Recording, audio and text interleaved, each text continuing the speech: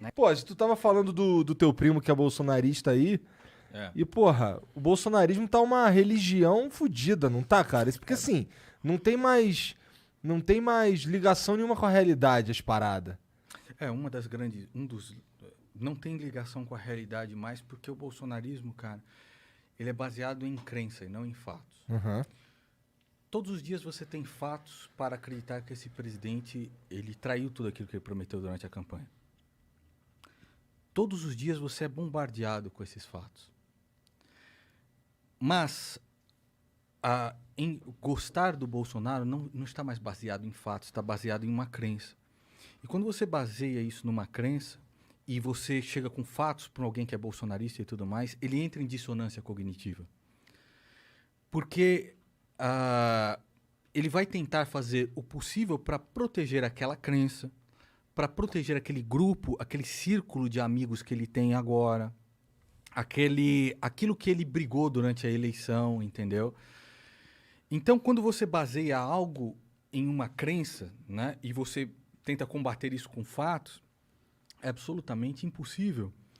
Porque a pessoa ela entra em dissonância cognitiva, ou seja, a realidade entra em confronto com aquilo que ela acredita. Então, ela cria construtos mentais para justificar ainda aquilo.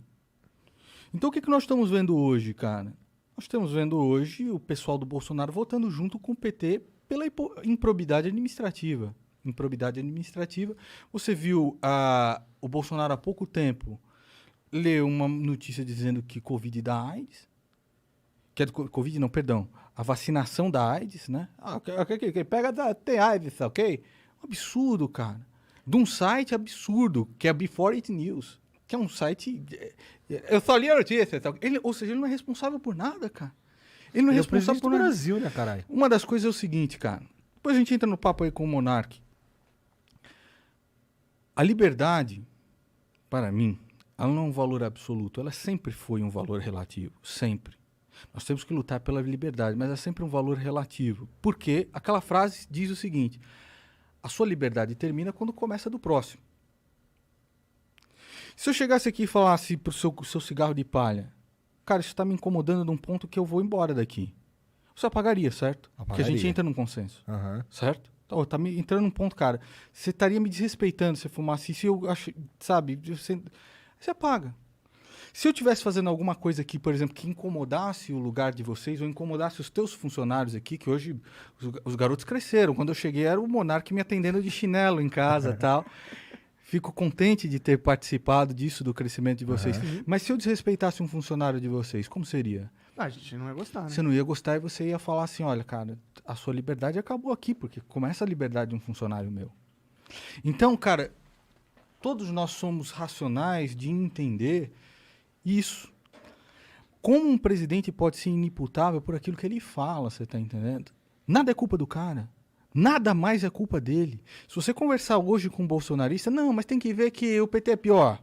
Não, mas ele não é culpa disso. Pô, se ele é o cara que recomenda os conselheiros pro Copom, por exemplo, esses caras, ele não é responsabilidade dele, ele que é o responsável por mandar as reformas. As reformas são patéticas.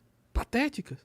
Ele não é responsável por nada. Ele não é responsável por falar uma asneira e a Bolsa no dia seguinte perder 200 bilhões em valor de mercado. Então ele é responsável pelo quê?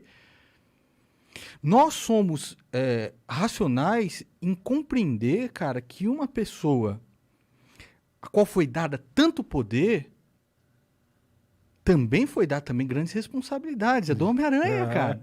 Não é muito longe disso. Uma criança de 7 anos que assistiu ao Homem-Aranha sabe.